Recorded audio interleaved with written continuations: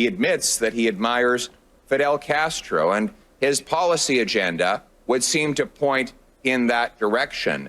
It does not stop here in Canada. Welcome back to Moose and Loose. My name's David, and today's top stories here. We've got Mark Miller now taking some of the blame for the terrible immigration system that he has imposed. We've got record food bank usage, more chaos in our streets. We've got another Liberal scandal with the Fisheries, and now we've got human trafficking exposed in Trudeau's Canada. Let's jump into this. We've got bombshell allegations that human trafficking is going on in Canada. This is coming from India. They're saying that students are coming to Canada, but then are going down to America. There's also reports saying that this has been timed to further humiliate Justin Trudeau at this time with all the border kerfuffle with Donald Trump. There's still no response from the Canadian government or school officials to the allegations by Indian law enforcement agencies of widespread trafficking of international students through Canada to the U.S.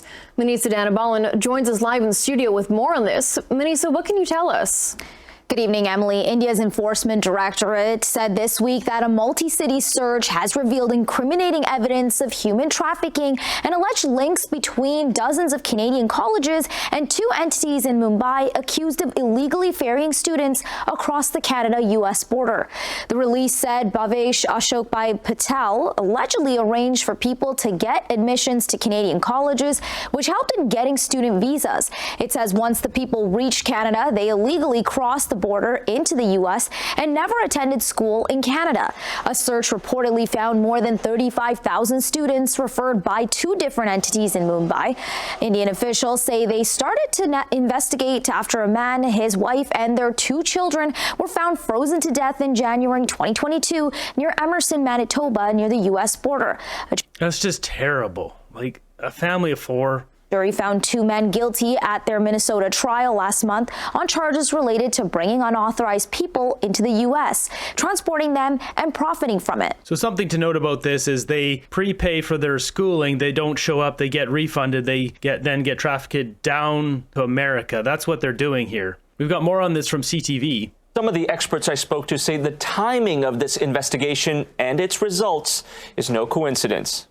With U.S. President-elect Donald Trump putting an increased focus on border security, this press release by an Indian government agency could be used to support increased measures at the Canada-U.S. border. This is extremely unprecedented, given the fact that this is human trafficking connected to study permit regime in Canada, as opposed to the asylum system. India's Enforcement Directorate claims its investigation revealed thousands of Indians apply for colleges and universities in Canada, but once the individuals or students reach Canada, instead of joining the college, they illegally crossed the U.S.-Canada border and never joined colleges in Canada.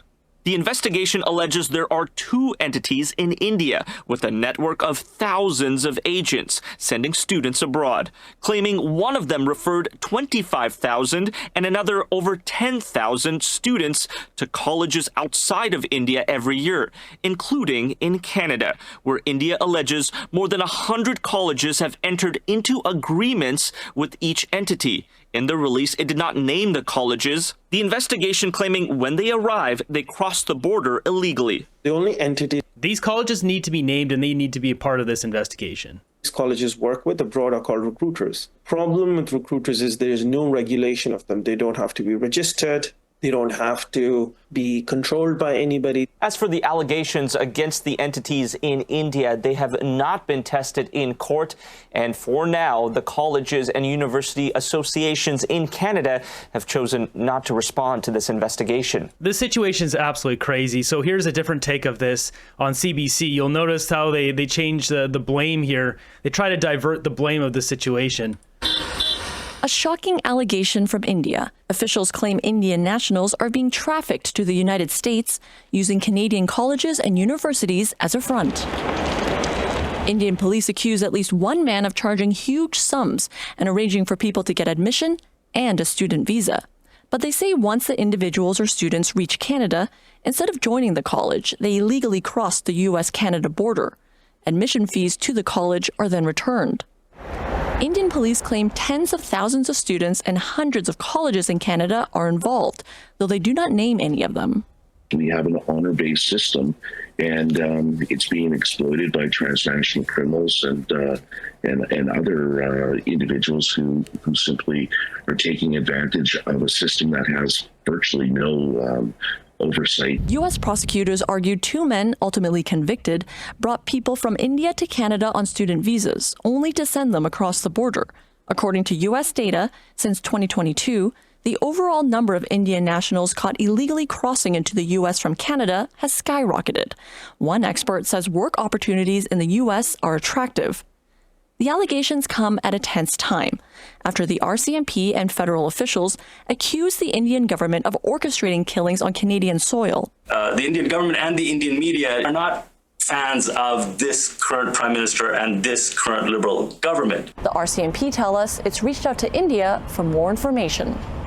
This is so hard as a Canadian to look at all this news. I don't believe Justin Trudeau and the government. Of course not. They've proven to have broken ethics laws multiple times, stealing our money, refusing to name the traitors, refusing to give up documents to the RCMP. It's so hard as a citizen to look at this stuff. So out of these 3 sources, we do have comments on the CTV video. So let's take a look at what people have to say. What a mess. They need to return home, all 5 million of them. Student visas will expire next year. Government under Justin Trudeau has failed Canada. Neither of these countries want these students. This is Trudeau's fault. Just shut them down. Those strip mall colleges in Ontario might not be legit. Who would have thought? Yeah, I mean, that's such a joke. I hope Poilievre can fix this. So next up, we got some common sense here with Pierre Poilievre talking about Justin Trudeau and the CCP. Why the hell did a dictatorship, a communist dictatorship on the other side of the world, consider it such a strategic imperative to keep this guy as prime minister?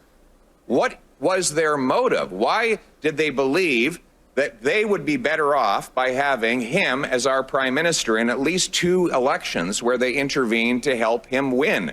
Why? Because he's good for Canada? Or is it because he admires their basic Chinese communist dictatorship? He admits that he admires Fidel Castro, and his policy agenda would seem to point in that direction.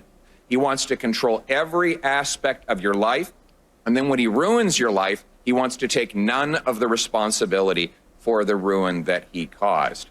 That is well said. That's right to it. Poilievre deserves credit for his no-holds-barred approach with Justin Trudeau. An investigation into foreign interference must begin at the PMO because that's where the buck stops, where policy is shaped, and where accountability is most crucial. Yeah, we really need a forensic audit on everything because there's going to be a lot more snakes in that den than we realize. Next up, we have this one by Rick Perkins. And every day in Parliament, there's so many committee meetings that it's basically impossible to get through all the footage because you're talking like 8 committee meetings, 2, 4, 6, 8 hours of footage out of each one. So we're talking like 40 hours of footage a day. So really, there's only so much footage that someone like me can go through. We rely on people like Rick Perkins who are in these committee meetings when there's anything that's really juicy that comes up to post these clips. And that's what we've got here. It says new Liberal slush fund. What we got here is Liberal ministers of fisheries, basically self-serving Liberal ridings for funding that is available. So your own department estimates Southwest Nova needs 600 million. It's the richest fishery in the country. It accounts for most of the value of our fishery. So the value of the fishery isn't there because no money is going in my riding and almost only one project in West Nova, the most dangerous fishery in the world. It's the winter. Yet Liberal ridings get it. The minister announced about $45 million in her own riding this past summer, and not a nickel into the most important part and community in the fishery with 7,000 commercial fishermen.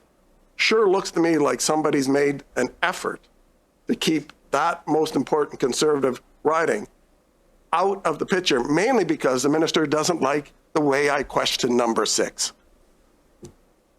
Is she giving an order to keep the money out? The decisions on the final projects is something that I can't speak in detail to. Does the minister approve the final projects? They approve the projects. Yeah, there you go. So the minister has clearly said that the part of the country that represents the most commercial value, as my colleague Mr. Small said, over 20% of the value of the Canadian fishery in that area gets nothing. And the minister has the final say. Looks to me like a political decision using taxpayer money, trying to save her own arse against Christina Michaud. And you're being used to do it as bureaucrats. To me, that's shameful. You should not allow the minister to make political decisions like that. That is unbelievable. I mean, maybe the fishermen get together and sue that Liberal minister. I don't think they can do that, but that would probably be the right course of action here, because this is just more fraud in the government. At this point, I mean, what do we say anymore? It's just more corruption every day. The government's not even sitting and there's more corruption coming out. Yeah, but can fishermen afford gas and supplies to operate these vessels? They can't afford the carbon tax and they double the cost of fish being sold. I mean, the Liberals have decimated our country. Next up, we got this one here. Immigration Mark Miller says there's things that could have been done better, but one good thing is that mass immigration he's imposed on us is generating revenue to pay for our free healthcare, which is a part of our national identity. How can he even say that with a straight face? He's put an incredible amount of stress on our healthcare system and eroded our national identity to a point where it's almost invisible in our major cities. Some areas are completely taken over by foreigners. There's some stuff that I think we could have gotten better. I think there's a lot of good that has happened as well, and I think people recognize that, whether it's, you know, the singular among our peers in making our workforce younger, which is important to a country that is aging. You know, net zero birth to death rate in Canada, that should focus the mind on how we pay for all the programs that are part of our national identity, whether it's free healthcare or others, and we need a young labor force to be able to generate that revenue. That's just a fact. I think what we can't do, I think, is fall victim to our base instincts. Our base instincts? I don't want to know what Mark Miller's base instincts are. All I know is I want him gone. He's the worst immigration minister ever. Or maybe he's tried with Sean Fraser. Either way, those two are the worst in Canadian history. So we got someone posting this here. So talking about the RAP program, aka the Resettlement Assistance Program. Clients will receive a monthly allowance of $1,800, basically $1,900. They're also entitled to another $949, child tax benefit $1,800. Clients is also eligible for a $500 housing top-up and an $8,000 basic household needs furniture and clothing allowance. Just outrageous how much money of our tax dollars goes to people who have not invested anything in our country. And we got people abusing the system to take advantage of this. And speaking of our country being decimated, we've got some pretty staggering numbers here regarding poverty in Canada. Food Banks Canada is reporting that up to 25% of Canadians, 1 in 4, may be living below the poverty line. This is a number significantly higher